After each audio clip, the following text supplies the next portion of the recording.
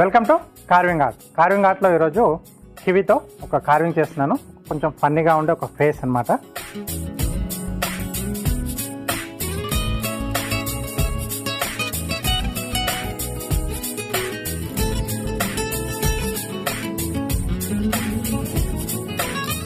Okay, so ఇక్కడ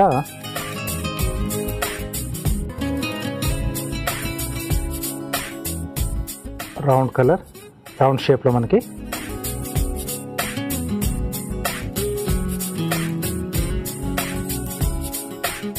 so మధ్యలో ఇది తీసేసేయాలి. ఓకే, సో ఇటువైపు కూడా సేమ్.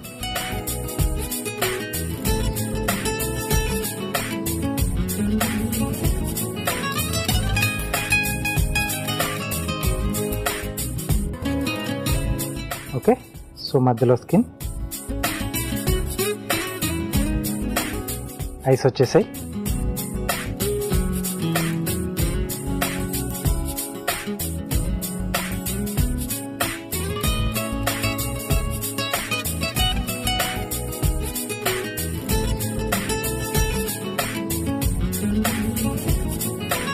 ఓకే, సో ఇది కూడా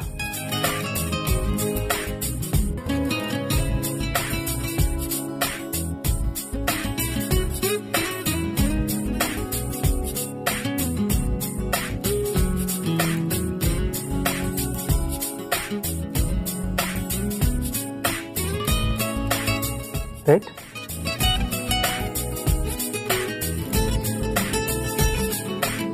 సో టీత్ చూపిస్తున్నాం ఇక్కడ.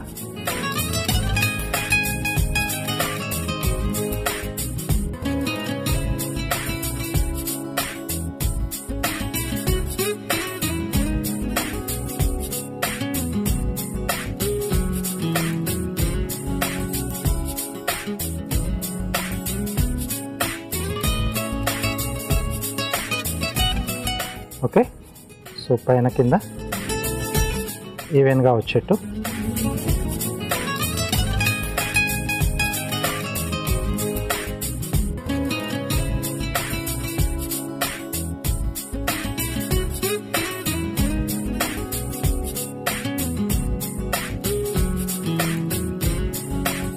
నైఫ్ అనేది కొంచెం షార్ప్గా ఉండాలి ఫ్రూట్స్తో మనం ఎప్పుడైనా కార్వింగ్ చేసేటప్పుడు, ఎందుకంటే అవి చాలా డెలికేట్గా ఉంటాయి. గట్టిగా ఫోర్స్తో కట్ చేయడానికి ట్రై చేస్తే అది జ్యూసీగా అయిపోతుంది. ఓకే, సో కొంచెం డేంజర్గా కనిపిస్తుంది కదా. నెక్స్ట్ ఇక్కడ ఐస్ పెట్టేస్తున్నాను. ఐస్ కొరకు క్యారెట్,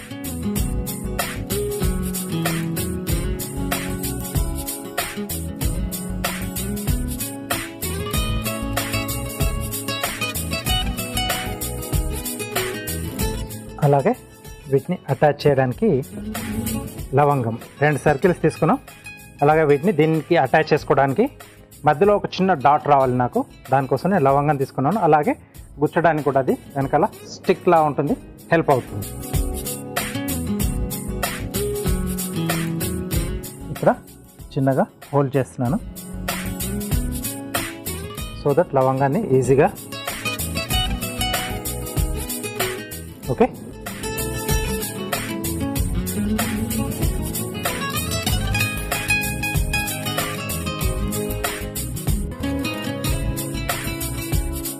సో దీన్ని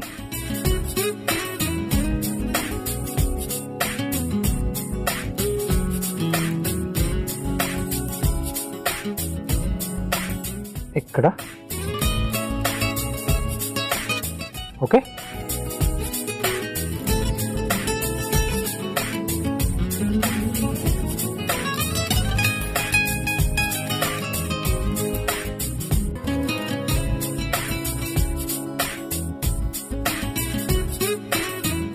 దీనిపైన కూర్చొని పెడుతున్నాను.